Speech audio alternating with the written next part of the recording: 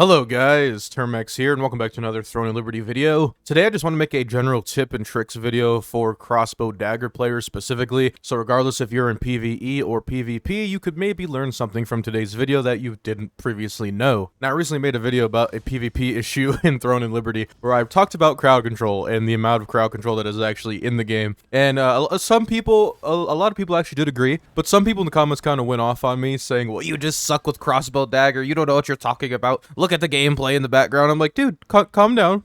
First of all, the gameplay was like day 2 gameplay. Now, don't yell at me. But yes, I do know the different ways that crowd control can be countered, and the main ones that you guys need to know about for Crossbow Dagger, there's really 3 or 4 that you could do, but you have to use them properly. The first one we're going to be going over is just your simple dodge. Whatever your dodge button is, this has the ability to iframe. If you don't know what iframe is, it's immunity frame. So if somebody's leaping towards you or somebody is doing a certain attack, if you dodge at the right time, you will actually avoid it and block it, but you cannot exit attack. So if you're already rooted, you're already stunned, you're already targeted, doing that will do absolutely nothing for you. Now for the next ones, I do have to show you in my skill specialization so you guys know what I'm talking about. The first CC break, and probably the most notorious in the game, is going to be Selfless Diffusion. Now Selfless Diffusion on its own is actually a damage dealing ability that increases your offhand attack chance. Now if you have at least like 20% offhand weapon attack chance and you pop Selfless Diffusion that's decently leveled up, it's basically a guaranteed chance to shoot with your offhand. But with these skill specializations, the first one is Remove CC. This button completely removes any stun or sleep that you have on yourself, but this is not to be confused with Rooted and Bind.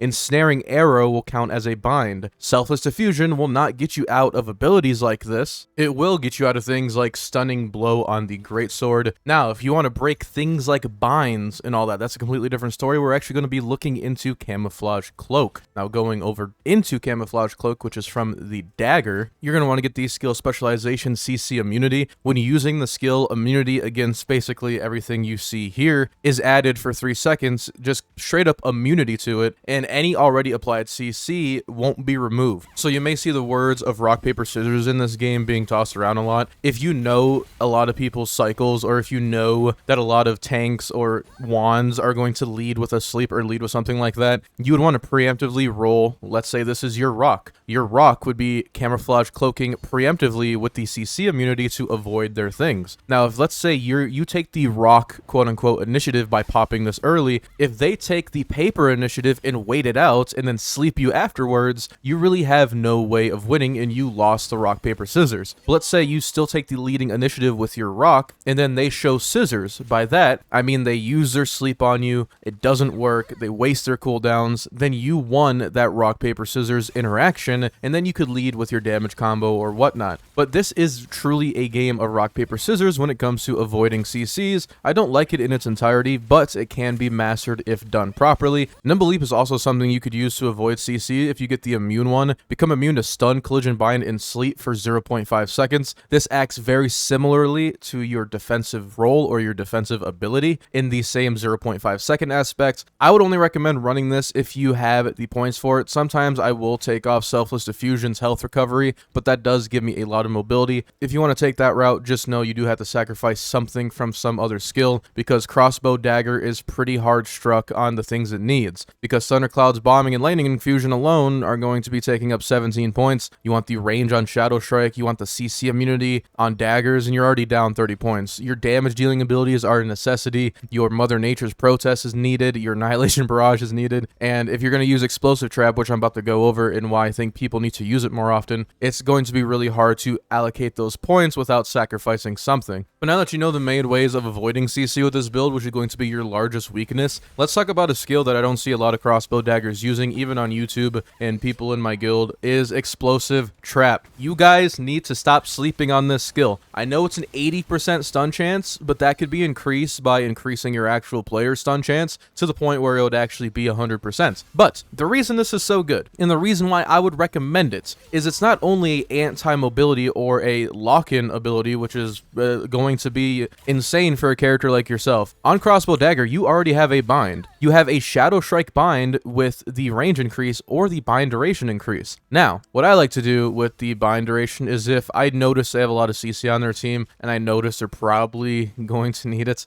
If you wanted with Shadow Strike, if you wanted reduced range, you could bind them for another second, and some people really do like that. So if you just swap to here. Increase your bind duration. That's 3 seconds of bind on a class that really doesn't need it. Going over into the explosive trap, we can see here, when you place a trap, it explodes, and you give them a weaken that decreases movement speed by 60% for 3 seconds. 60% movement speed reduction on the right class is a guaranteed kill. Not only for you, but for people you're playing with in PvP, PvE, large-scale PvP. That is basically a guaranteed kill. If you drop that on a staff dagger, if you drop this on a healer and you guys have enough CC to lock them down, that movement speed is very, very annoying. I just want to go over that ability because it's probably one of my favorites in the game and has guaranteed a lot of kills that I probably wouldn't have gotten to begin with, and something I think all crossbow dagger players should really take into account when they're playing PvP. Another common complaint I see in my comments when it comes to crossbow daggers is everyone is sick of dying. This build sucks, this build's squishy, I feel like I don't do enough damage, everybody absorbs my bullets, tanks are OP. This is a very gear-centric game. Eventually, we're going to hit the point where we can compete if we're the better player, and that's just how it's going to be. Unless there's whales in the game and they're pay to win, then that's just how it is. But on my character, I have 40 strength, and my HP is still pretty bad. I have 8,000 HP even with 40 strength, but how do we fix that? Well,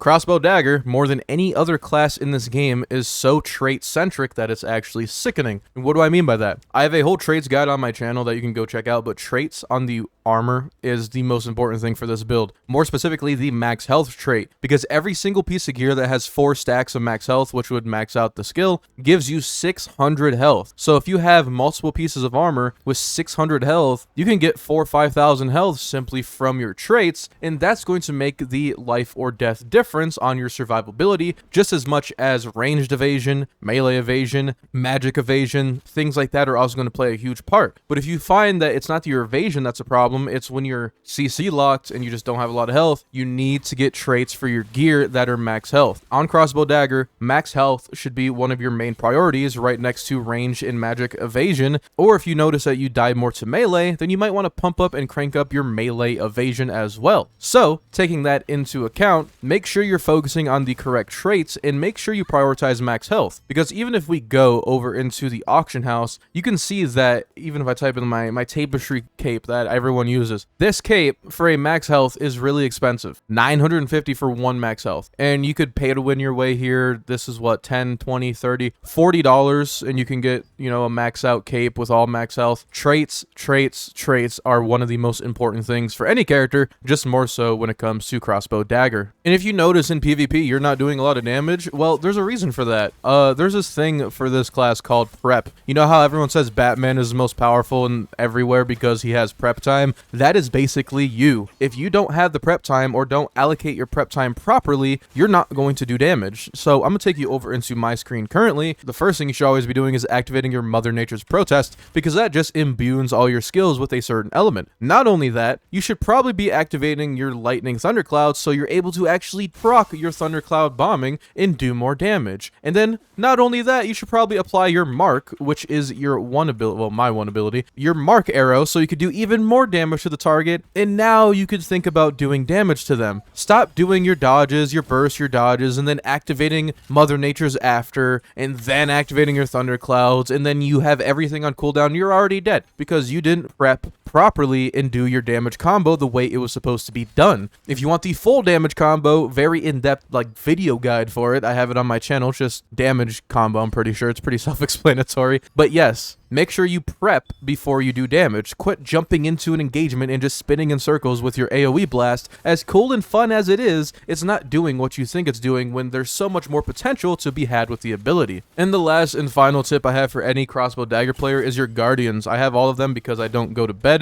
and if you just look at all your Guardians, they all do certain things, right? But I'm going to save you the time. I'm going to tell you which ones are shit and which ones are not. So first off, we're going with the Masked Warlock Daedalus. This guy's good for mana, but you don't really need it. Pass. Vampire Slayer. This guy will give you some defense, but the health restored isn't as amazing as it should be, so pass. Stealth Blade isn't a bad survivability, and I would actually recommend this one specifically in more large-scale PvP. The Shade Revenant is actually kind of underrated. Allowing you to do this allows you to stack Thunderclouds bombing and or poison to a bunch of people in a large area, and I would actually recommend this for large-scale PvP, but even small-scale if you do have a tank on your side that can kind of take the aggro off of you while you're just proccing this over and over again. Brutal Warrior is something I would not recommend for you. This is just literally made for the tank players in the game. Green Ranger Elowen, this one is probably one of my favorites for small and large scale. You could just bind a bunch of people for an extended period of time and get a crap ton of critical hit chance increase, so I would highly recommend her in that aspect. But my personal favorite, and a lot of people's personal favorite, is this sexy beast right here. You create a shield for 50% of your max mana, you get increased cooldown speed on all your abilities, and you get this shield, a barrier that actually absorbs things, which is absolutely insane, allowing you to get more survivability, quicker cooldowns, more damage output, and probably my go-to in this game when it comes to both PvP and PvE. But those are just some of my personal tips for the Crossbow Dagger build in Throne and Liberty. If you guys think I missed out on anything, let me know and share some knowledge with the Crossbow Dagger players in the comments down below so we could just conquer all these tank mains that stun us for 8 seconds. But on a real note, I do appreciate all the love and support on the videos. If you enjoyed this one, make sure you hit the like button down below as it does spread out my content to more people in the Throne and Liberty community. And don't forget to subscribe so you don't miss out on another video from me, guys. Stay safe and I'll see you all later.